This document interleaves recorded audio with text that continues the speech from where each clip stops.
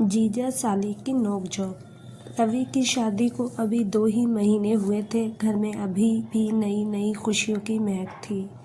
उसकी पत्नी नेहा बहुत सीधी सादी और समझदार थी, लेकिन उसकी छोटी बहन रिया बिल्कुल उलट, शरारती, नटखट और हर समय किसी न किसी मजाक के मूड में रहने वाली। रिया की आदत थी कि वो हर बात में जीजा रवि को छेड़ती रहती।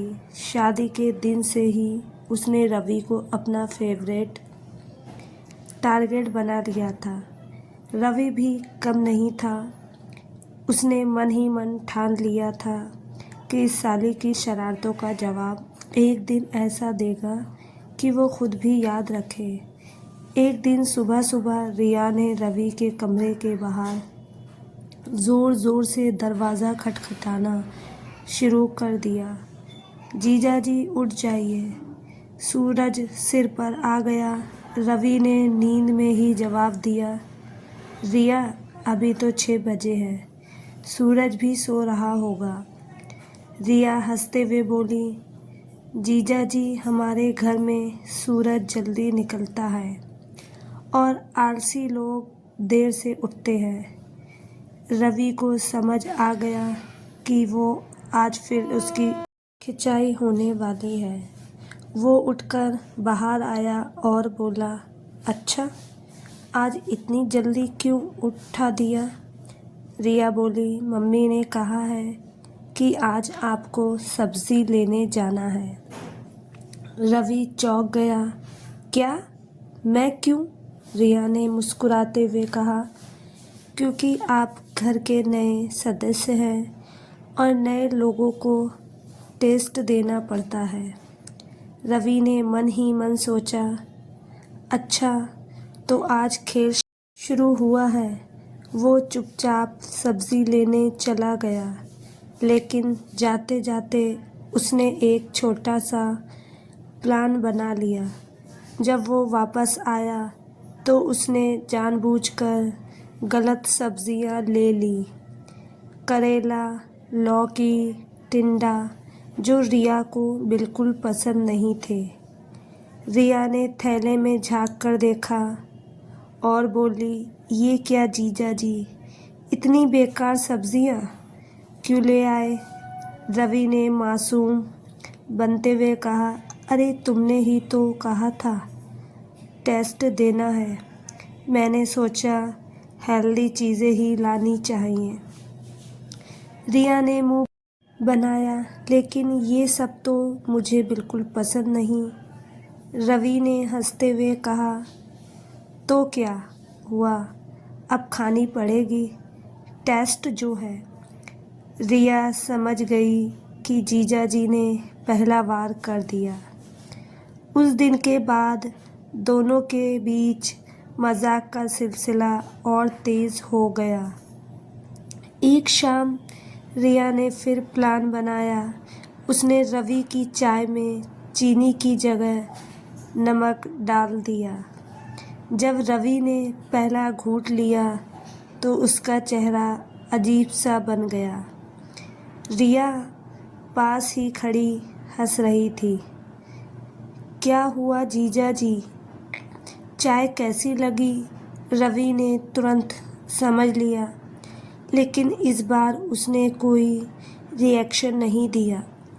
वो आराम से बोला, वाह आज चाय तो में कुछ अलग ही स्वाद है, बहुत यूनिक। रिया चौंक गई, सच में? रवि बोला, हाँ ज़रा तुम भी चखो। रिया ने जैसे ही चाय पी उसका चेहरा बिगड़ गया। उफ, इसमें तो नमक है। रवि ज़ोर से हंस पड़ा, अरे तुम ही तो एक्सपर्ट हो ऐसे मजाक में।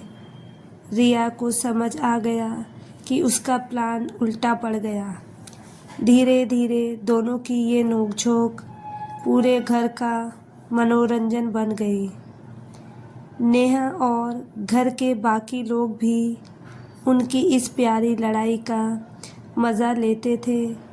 एक दिन रिया ने सोचा कि इस बार कुछ बड़ा करना पड़ेगा। उसने रवि के मोबाइल में अलार्म सेट कर दिया, रात के 2 बजे का, और वो भी तेज़ आवाज़ में। उठ जा साले वाली टून के साथ। रात को ठीक 2 बजे अलार्म बजा। उठ जा साले, काम पर जा। रवि हड़बड़ाकर उठ गया। नेहा भी जाग गई। ये क्या है रवि? रवि ने मोबाइल देखा और तुरंत समझ गया, ये ज़रूर रिया का काम है। लेकिन इस बार उसने कुछ नहीं कहा। उसने चुपचाप अलार्म बंद किया और फिर से सो गया। अगले दिन सुबह रवि ने अपना बदला लेने का प्लान बनाया। उसने रिया के कमरे में जाकर उसके सारे कपड़ों के हैंगर उल्टे कर दिए और उसके बैग में छोटे छोटे गुब्बारे भर दिए। जब रिया कॉलेज जाने लगी और उसने बैग खोला तो उसमें से ढेर सारे गुब्बारे निकल पड़े। पूरा घर हंसने लगा। रिया गुस्से में बोली, जीजा जी, ये आपने किया है? रवि ने मुस्कुराते हुए कहा, अरे नहीं, ये तो गुब्बारों की आत्मा का काम है। रिया भी हंस पड़ी। अब उसे भी मज़ा आने लगा था। समय बीतता गया और ये मजाक एक प्यारे रिश्ते में बदल गया। एक दिन रिया थोड़ा उदास थी। उसका कॉलेज में किसी बात को लेकर झगड़ा हो गया था। रवि ने देखा और पूछा, क्या हुआ? आज हमारी शरारती साली चुप क्यों है?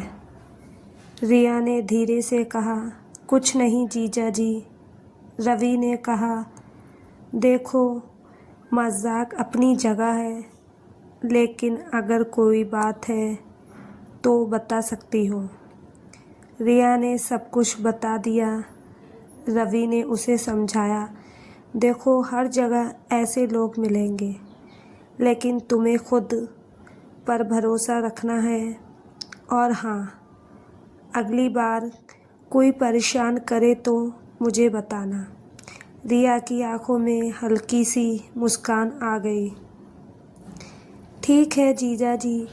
उस दिन के बाद रिया को एहसास हुआ कि उसका जीजा सिर्फ मजाक करने वाला इंसान नहीं, बल्कि एक अच्छा दोस्त भी है।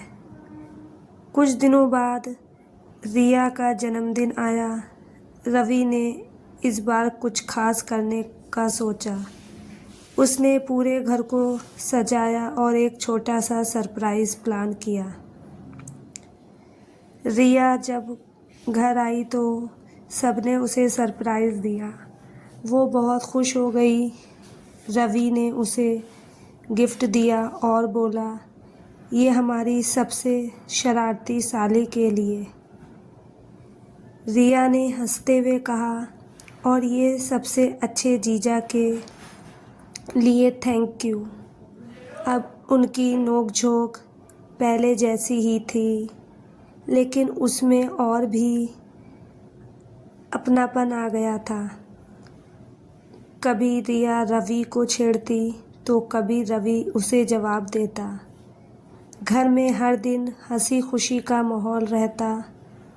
और आखिर में रवि ने एक दिन मजाक में कहा, रिया, अगर तुम इतनी शरारती ना होती तो घर इतना मज़ेदार भी ना होता।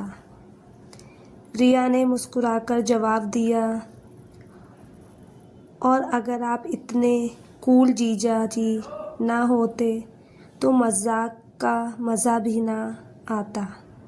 तो दोस्तों, इस कहानी को लेकर आपकी क्या राय है, कमेंट बॉक्स में ज़रूर बताइए।